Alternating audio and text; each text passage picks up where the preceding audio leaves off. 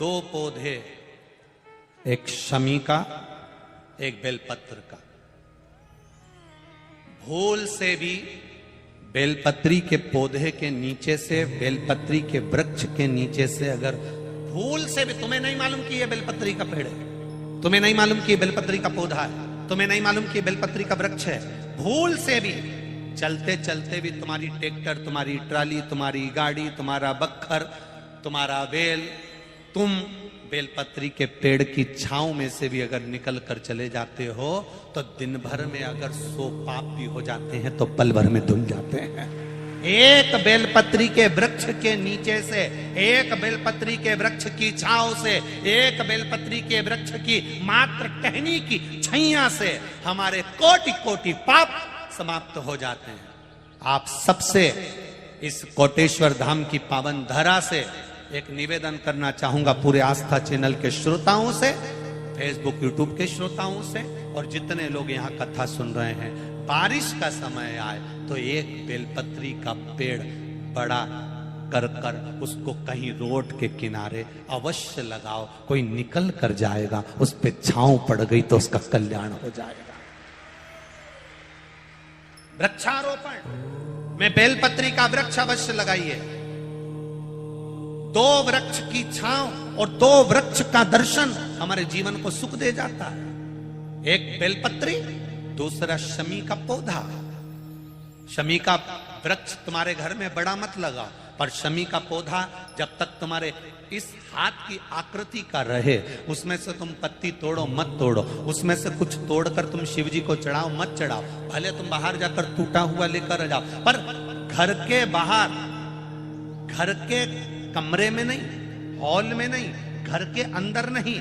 तुम्हारा घर चारों तरफ से हो जाता है, 4 कमरे, हॉल, किचन, लेटरिन, बाथरूम सब पूर्ण कंप्लीट हो जाए, उसके बाद जो तुम्हारे जगह बचे, घर से जब तुम बाहर निकलो तो बाहर की ओर जाते समय, अगर तुम्हारे निकलते समय तुम्हारा सीधे हाथ की ओर अगर शमी का छोटा सा पौधा लगा है तो ये निश्चित है कि तुम जिंदगी में कभी किसी अदालती कोर्ट केस में, कभी प्रशासनिक आदि केस में, कभी किसी गलत जगह पर जिंदगी में नहीं फंस सकते, आप उससे बाहर ही निकल जाएंगे।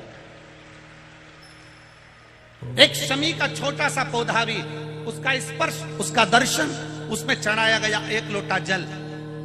शमी 3 देवताओं को सबसे ज्यादा प्रिय है।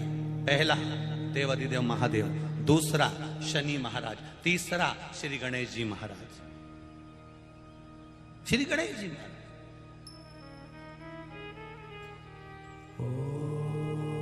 क्योंकि शमी की शादी करने वाला कौन था?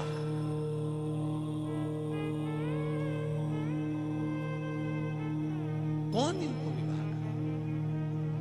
अभी आगे आप कथा में सुनेंगे, शमी और मंदार की कथा जब आएगी, शमी और आकड़े के फूल की, सफेद फूल, नीला फूल, गुलाबी फूल आकड़े का जो होता है, मंदार का होता है, उसका वर्णन जब आए आप उसमें श्रवण करेंगे।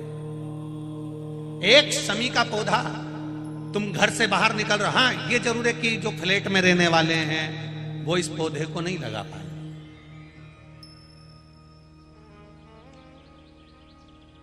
क्योंकि जब दरवाजे से निकलते हैं तो अंदर गच्ची होती है, गैलरी होती है, तो कैसे लगाएं घर के बाहर? हाँ, आप डायरेक्ट निकल रहे हैं और आपका पौधा घर के बाहर लगा हो तो बात दूसरी, छोटा सा गमले में, ज्यादा बड़ा नहीं, छोटा सा। ज्यादा बड़ा हो जाए तो उसको कहीं और लगवा दो, छोटा।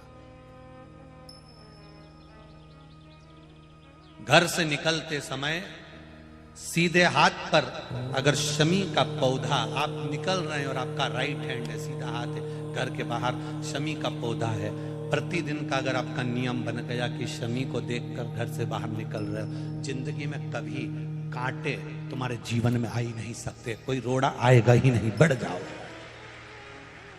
यही रह गया।